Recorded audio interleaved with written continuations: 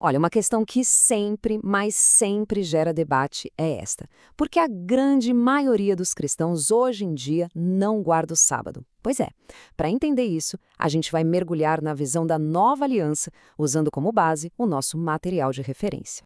A pergunta é bem direta, né? E olha que interessante. Segundo a nossa fonte, ter clareza sobre essa resposta pode ser libertador. É como tirar um jugo que Cristo já removeu. Então, bora ver o que as Escrituras dizem sobre isso. Ok, para começar a desembolar esse novelo, a gente precisa voltar lá atrás, na origem de tudo. A fonte que estamos usando nos leva direto para o contexto original, para a aliança onde esse mandamento apareceu pela primeira vez. E aqui, gente, tem um detalhe que é crucial. O versículo é super específico. O material que a gente está vendo bate muito nessa tecla. O sábado foi dado como um sinal para uma nação específica, Israel. Não foi algo para a humanidade inteira, entende? Então, o sábado funcionava como tipo um selo, sabe? Um símbolo daquela aliança específica. A analogia é perfeita. Pensa numa aliança de casamento. Ela não é o casamento, mas simboliza o pacto, certo? O sábado era exatamente isso para a aliança do Sinai. E aqui, a gente chega no primeiro grande argumento do nosso material. A lógica é a seguinte, e é bem direta. Se a aliança mudou, e a gente sabe que mudou com a venda de Cristo, então faz todo o sentido que o principal sinal da aliança antiga também não seja mais o mesmo.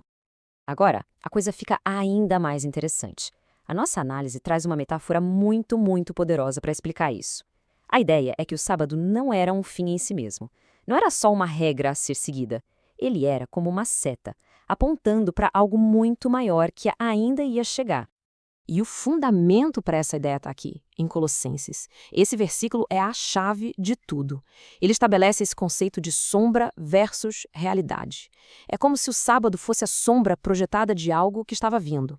Ou melhor, de alguém que estava vindo.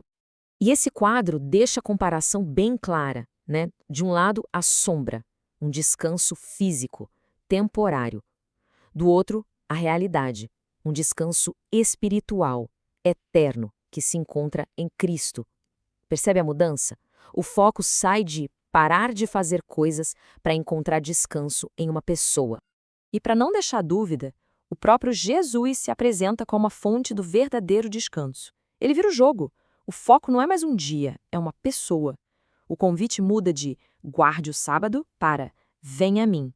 Então, para fechar essa parte, o raciocínio é simples. Se a pessoa de verdade chegou, para que ficar olhando para a sombra dela? A sombra cumpriu seu papel, que era anunciar quem estava vindo. Agora que a realidade chegou, a gente se relaciona com a realidade. Ok, tudo isso é muito bonito na teoria. Mas e na prática? Como é que os primeiros cristãos lidaram com isso? Vamos dar uma olhada em como eles viveram essa nova realidade. E aí vem a pergunta de US$ 1 milhão, né? Se o sábado foi cumprido, por que a igreja começou a se reunir no domingo? Parece que só trocaram um dia pelo outro, certo? Calma, o nosso material de referência vai direto nesse ponto. Acontece que o primeiro dia da semana, o domingo, virou um dia, uau, super significativo para eles. Pensa só, foi o dia em que Jesus ressuscitou. Foi o dia em que ele mais apareceu para os discípulos. Foi o dia de Pentecostes. Então, naturalmente, como a gente vê em Atos e Coríntios, esse se tornou o dia que eles escolheram para se reunir, para celebrar. Mas atenção, e esse ponto é super importante. Não foi uma troca de 6 por meia dúzia. Não foi tipo, vamos esquecer o sábado e criar o domingo santo. Não. Foi uma mudança de chave. Eles não estavam criando um sábado cristão. Eles estavam celebrando o início de uma nova criação, inaugurada pela ressurreição. E tudo isso nos traz para o coração da nossa análise.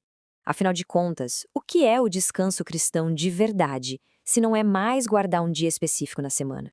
Olha o que o apóstolo Paulo diz em Romanos. É libertador.